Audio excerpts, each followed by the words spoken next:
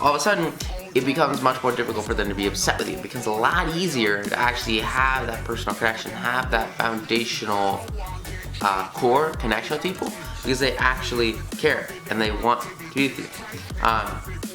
And what's cool is, you know, the way he did it is so powerful, so foundational. It shows this concept very, very, very well. So after spending weeks making friends with the strikers, you know, Rockefeller would go out, you would, you know, go past the strikers, and he would try to make friends with the striker. A ridiculous amount of time in front of the right people, giving the right amount of value to their life, that can have a humongous impact.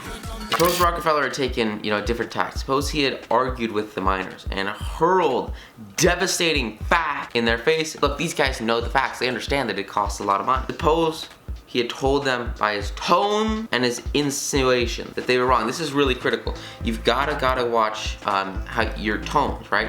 You have to watch how what you say comes across, because the way that you emphasize your words, the way that you know, your inflection, you know, your tones, your inflection, those two are very, very, very critical things. I mean, obviously you guys know there's a difference between saying, "I can't believe you did that," versus, like, you know, "I can't believe you did that," because it implies different things. You know, one of them focuses on the act, the other one focuses on the person. And you really want to dissociate your criticisms, which you should minimize, from the person and put it more on the action. It's the same thing in any situation. You can change the emphasis that you have, and it'll change the effect that you have. Rockefeller here, he's focusing on you,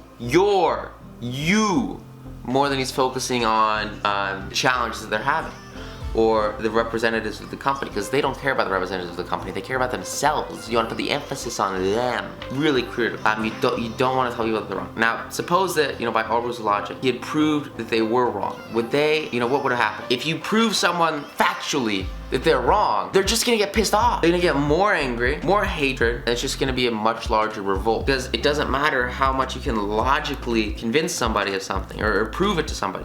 That logic will not have a lasting impact on an emotionally charged individual. It'll just piss them off. I remember so often I was growing up and I try to, like, you know, spit out facts at people and be like, "This is the right answer, this is the reason why."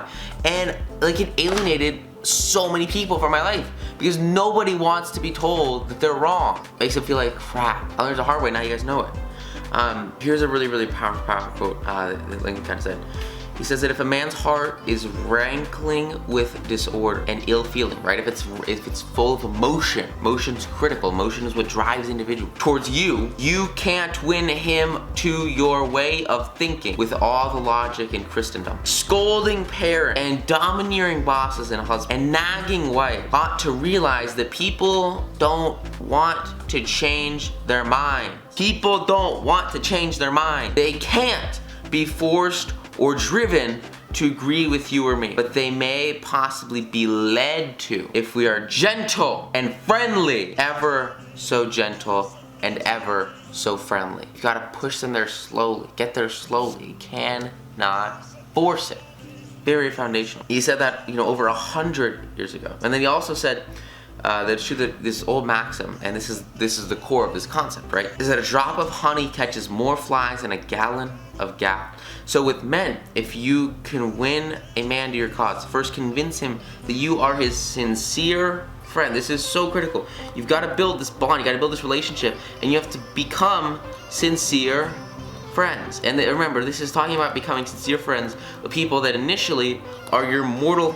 You have to overcome these challenges, overcome these differences you have, and get rid of the crap. Turn those challenges into quality friendships. You're gonna have such a huge amount of growth, because now you can do so much more than you could initially do if you're just focusing on yourself. That's not the way to go about it, right?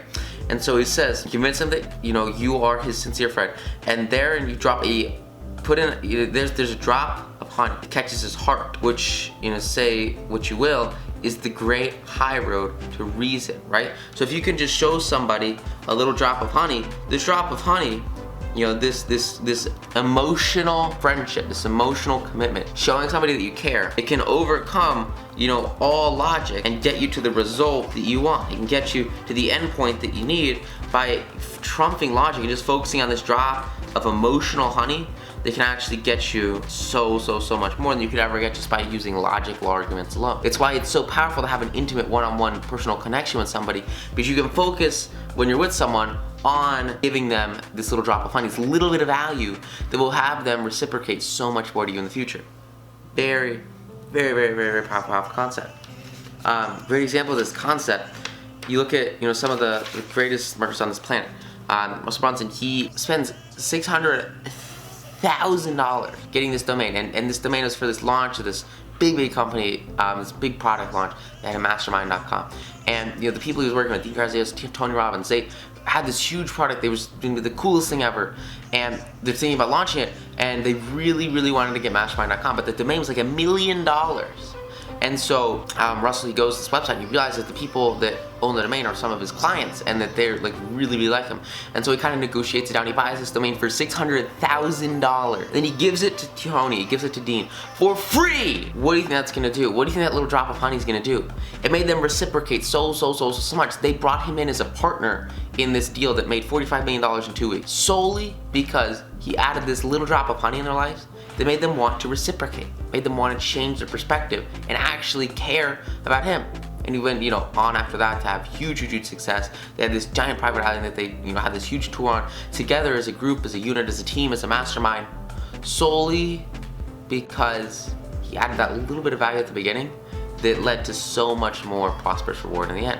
Just adding that little drop of honey and then investing in those relationship assets that can yield so much. Imagine how valuable a relationship with Tony Robbins is, right? Like, that's an asset, and it's something that you spend a lot of time working towards.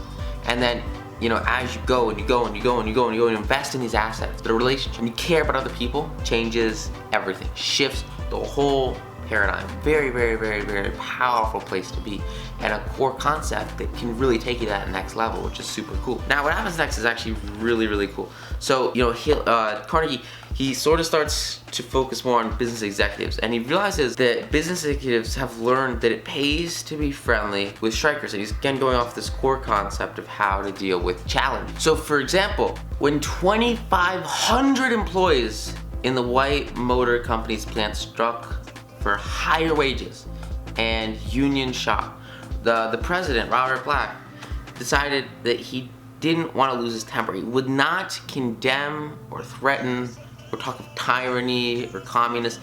He wasn't going to attack these guys. He wasn't going to assault his workers, because his workers, if he assaulted them, if he hurt them, that would be destroying his single most valuable workforce, right? Look at one of the biggest expenses for vast majority of company are, the employees, right? And it's a way to grow, right? It's a foundation of growth, and you have to have that to have the success, to have the output that they want in this, whatever the factory is. And so he did something that was so critical, so powerful. And I want you guys to kind of understand the insane importance of this and look at it. He praised the strikers. He praised them. And he went to the newspaper, he published an advertisement in the Cleveland paper complimenting them on the peaceful way in which they laid down their tools. He put his money where his mouth was and bought advertisements so that these guys could feel good. He literally paid money to praise his worker, and he complimented them. He found on their peaceful way, and he was looking at the way that they found the strike pickets idle, and he said it was awesome, and he decided he would bring a couple dozen baseball bats and gloves, and he invited them to play ball in the vacant lot. He invited them to play baseball while they weren't working, and he showed them kindness, he showed them generosity, he showed that he cared about them, he showed that they were important to him.